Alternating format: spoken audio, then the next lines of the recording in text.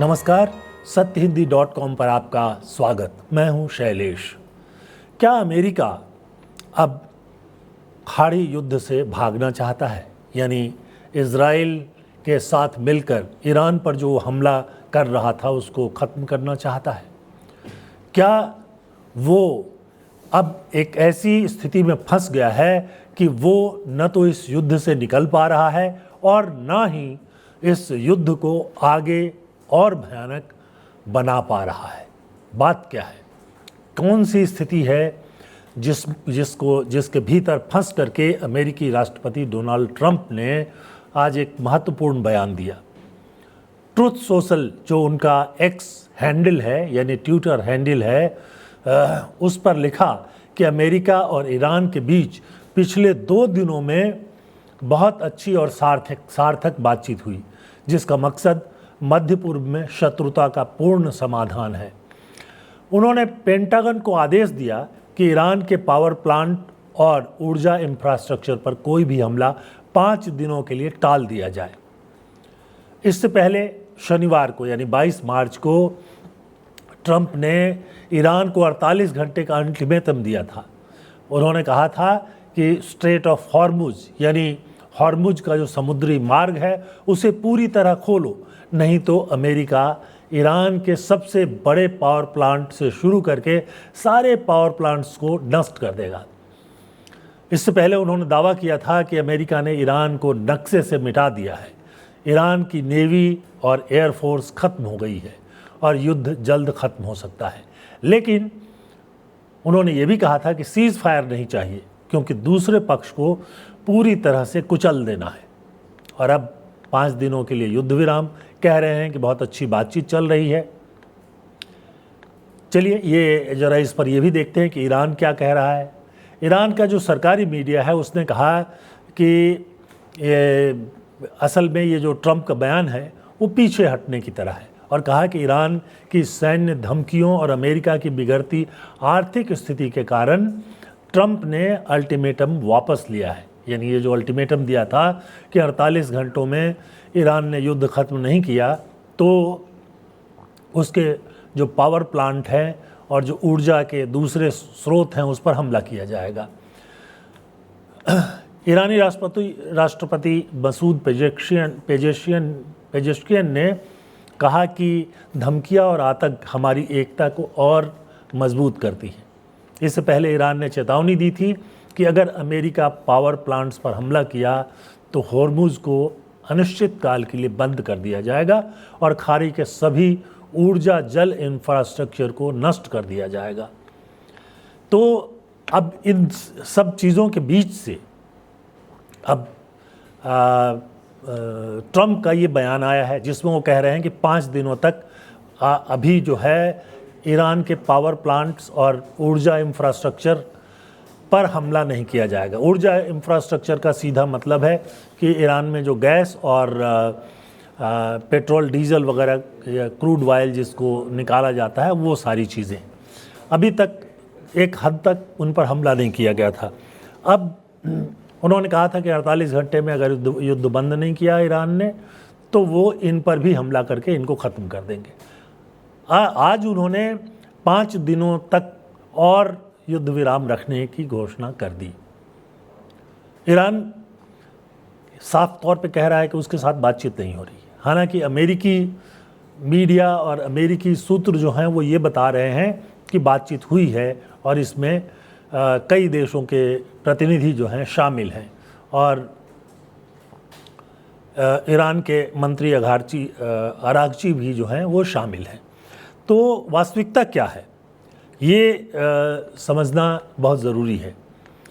अब पिछले कुछ दिनों में ईरान की तरफ से कुछ ऐसी चीज़ें की गई या कुछ ऐसे हमले किए गए जिससे अमेरिका और इजराइल दोनों चिंतित हो गए हैं। ईरान ने इजराइल के डिमोना न्यूक्लियर रिसर्च सेंटर के पास में मिसाइलें दागी। ये ईरान का बहुत प्रमुख परमाणु रिसर्च सेंटर है जो नेगेव रेगिस्तान में अराद शहर के पास स्थित है। ईरान ने इसे अपने नतांज न्यूक्लियर साइट पर इजराइल और अमेरिका के हमले का जवाब बताया था। इसके अलावा इधर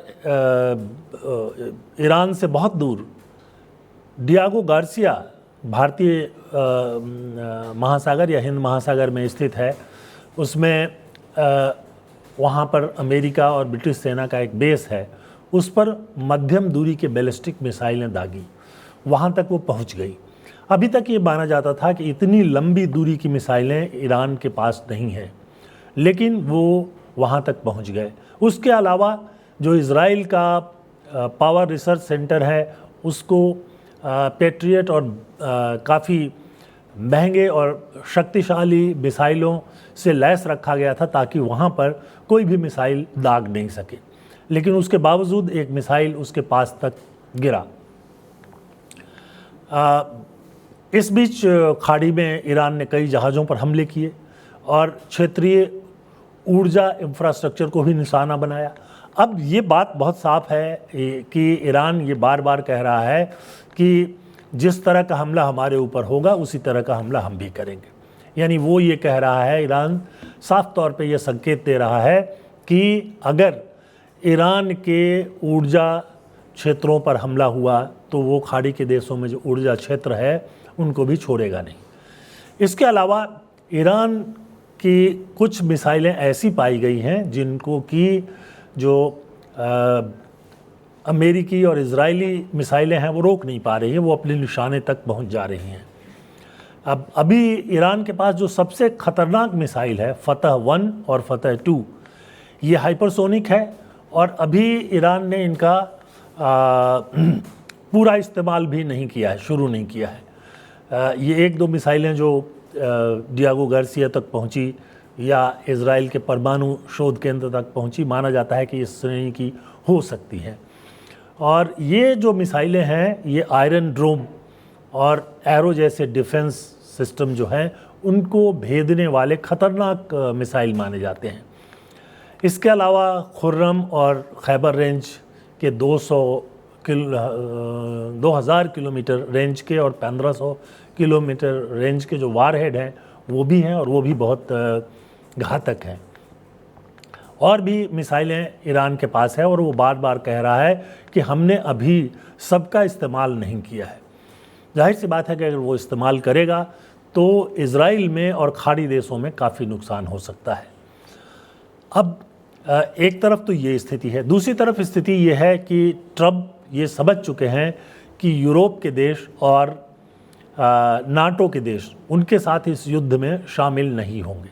काफ़ी विरोध हो रहा है, बहुत सारे देश जो हैं खुलकर बोल रहे हैं, वो कह रहे हैं कि हम इसमें शामिल नहीं हो सकते हैं। एक कारण तो ये दिया जा रहा है कि ये युद्ध उनसे बातचीत करने के बाद और उनकी सहमति लिए बगैर शुरू की गई,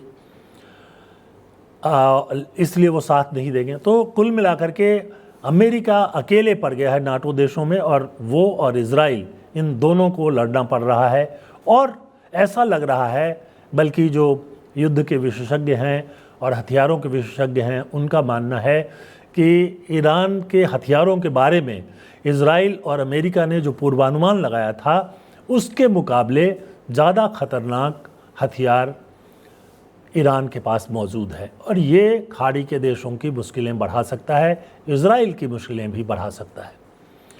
अब सवाल ये है कि क्या युद्ध रुकने की उम्मीद दिख रही है? ट्रम्प ने 5 दिन के लिए हमला टाला है और पूर्ण समाधान के बातचीत की बात की है। और इन सब का एक असर तो ये हुआ कि तेल की कीमतें जो 114-15 डॉलर तक जा रही थी वो नीचे आ गई और करीब $100 तक हो गई।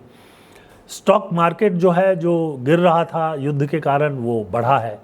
लोग आमतौर पर इसके आधार पर अनुमान कर रहे हैं कि शायद युद्ध जो है वो ख़त्म हो सकता है। सीज़ फायर की घोषणा नहीं हुई है, अभी सिर्फ 5 दिन का विराम है। उसमें भी उन्होंने साफ कहा है कि ऊर्जा संयंत्र जो है ईरान के, वहाँ पर हमला नहीं किया जाएगा। और ईरान पहले ही कह चुका है कि जिस तरह का हमला ईरान पर होगा उसी तरह का हमला वो इज़राइल और खाड़ी के देशों पर करेगा।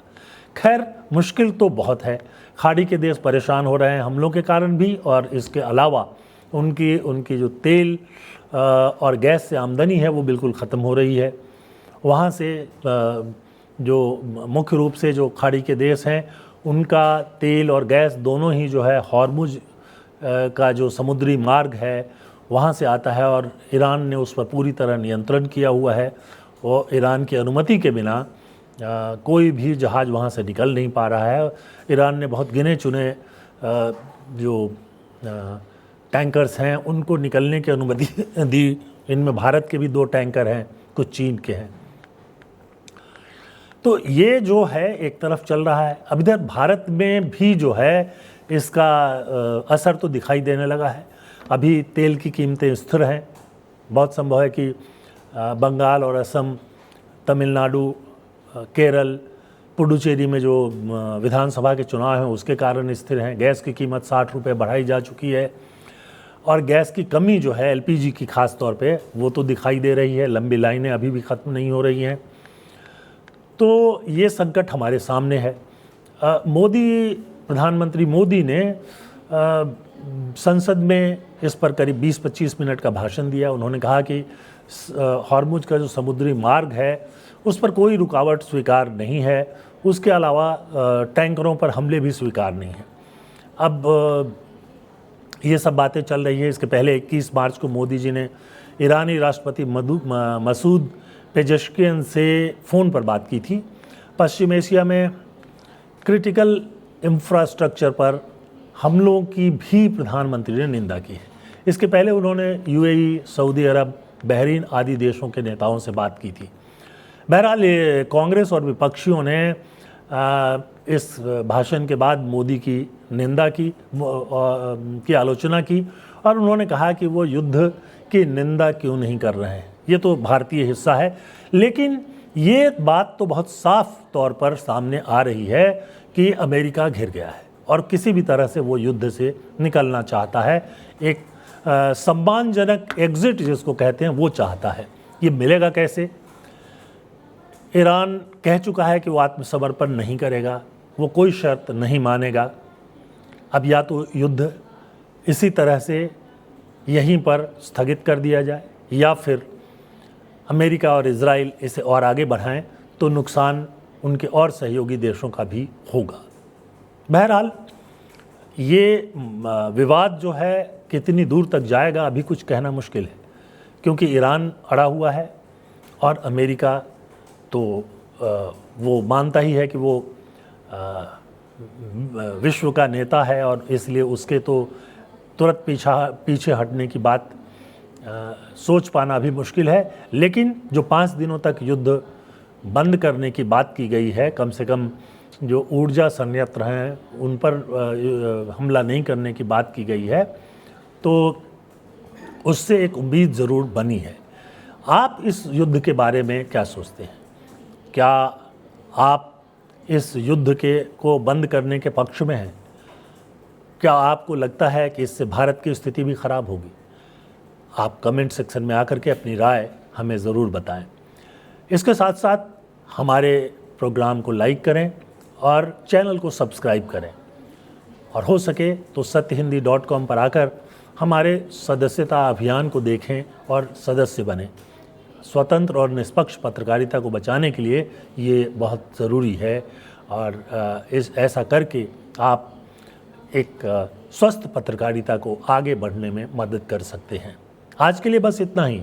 बहुत बहुत धन्यवाद। नमस्कार।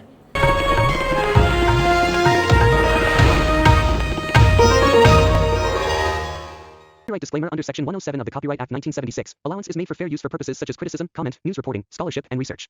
Fair use is a use permitted by copyright statute that might otherwise be infringing.